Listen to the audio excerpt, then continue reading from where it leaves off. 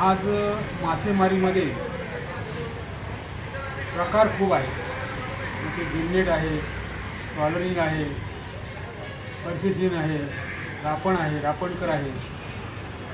मग हे जे गिलनेटवाले आहेत, उदाहरणार्थ नयवाले आहेत, मांडवाले आहेत, या मासेमारी यांना पण आज मासेमारी म्हणजे मिळेनाशी झाली आहे.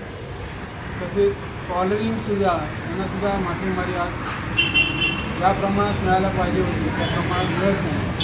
तसेच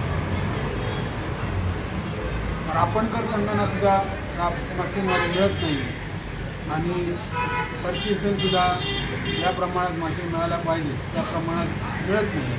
म्हणजे हा एक प्रकारचा यावर्षी पडलेला मत्स्य दुष्काळ आहे असं मी समजतो. आता काही जणांनी कर्ज काढून लोकांचे उसनवारी घेऊन काही जणांनी हे उद्योगधंदे मासेमारीचा केलेला आहे. आज त्यांना कर्जाचे हप्ते पण भरताना मुश्किल होत चालले आहे. तसेच त्यांच्या कुटुंबाचा उदरनिर्वाह हा सुद्धा करणे आज मुश्किल झालेला आहे. मग अशा परिस्थितीत आम्ही संघटनांनी हे गप्प बसून चालणार नाही, यासाठी शासनाला जाग आणण्यासाठी आज मी हे पत्रकार परिषद मुद्दामून घेत आहे. आज मच्छीमारांची अवस्था अगदी दैनंदिन आहे आणि त्याच्यातच त्यांच्या कुटुंबाचा, मुलाबाळांचा आज या ठिकाणी संगोपन करताना त्यांना आज पूर्णपणे नाकीनऊ आलेले आहे. हा मत्स्य दुष्काळ केवळ सिंधुदुर्ग जिल्ह्यापुरता नाही आहे. मी इतर जिल्ह्याची सुद्धा माहिती घेतली तर पूर्ण हा सागरी किनाऱ्यावर, पूर्ण सागरी किनारपट्टीवर हा मत्स्य दुष्काळ आहे.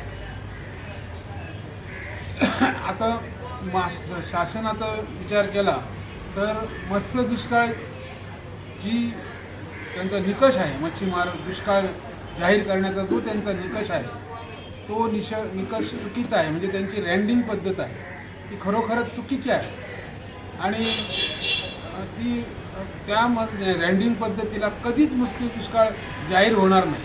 तर आम्हाला त्या रँडिंग पद्धतीला आणि त्यांच्या निकषाला आमचा विरोध आहे आणि त्याने शासनाने यावर मार्ग काढावा की ह्या रँडिंग पद्धतीचा आम्हाला म्हणजे आमच्या मच्छीमारांना काही त्याचा उपयोग होत नाही आणि कधीच आजपर्यंत त्या रँडिंग पद्धतीमुळे मत्स्य दुष्काळ जाहीर झालेला नाही शासनाच्या वतीने.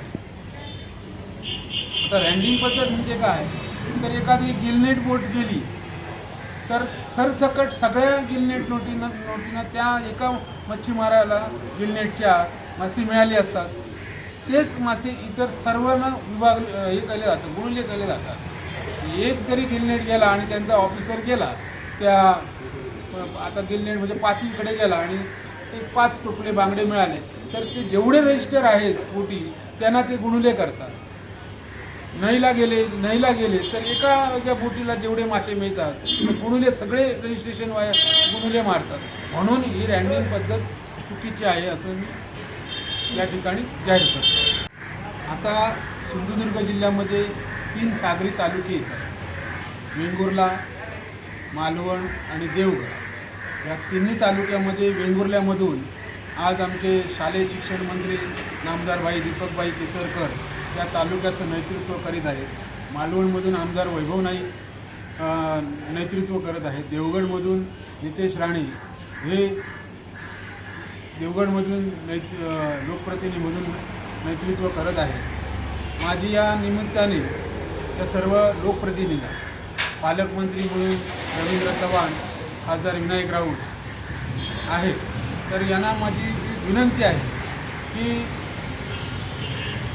मुख्यमंत्री साहेबांनी मराठा आरक्षणासाठी फेब्रुवारीमध्ये एक विशेष अधिवेशन घेण्याचं मान्य केलेलं आहे. त्या अधिवेशनामध्ये या लोकप्रतिनिधीने आमची ही बाजू त्या अधिवेशनात जोरदारपणे मांडावी आमच्या मच्छीमारांची आणि शासनाला हे अवगत करावे की खरोखरच वस्तुस्थिती मच्छीमारांची मत्स्य दुष्काळासंदर्भात झालेली आहे आणि या संदर्भात त्याने हा आवाज उठवून अधिवेशनामध्ये त्यांना मत्स्य दुष्काळ किंवा मच्छीमारांना मदत जाहीर करण्यासाठी विशेष पॅकेज देऊन किंवा अन्य आम्हाला सहाय्य करावं अशी मी या सर्व लोकप्रतिनिधींना मी विनंती करीत आहे.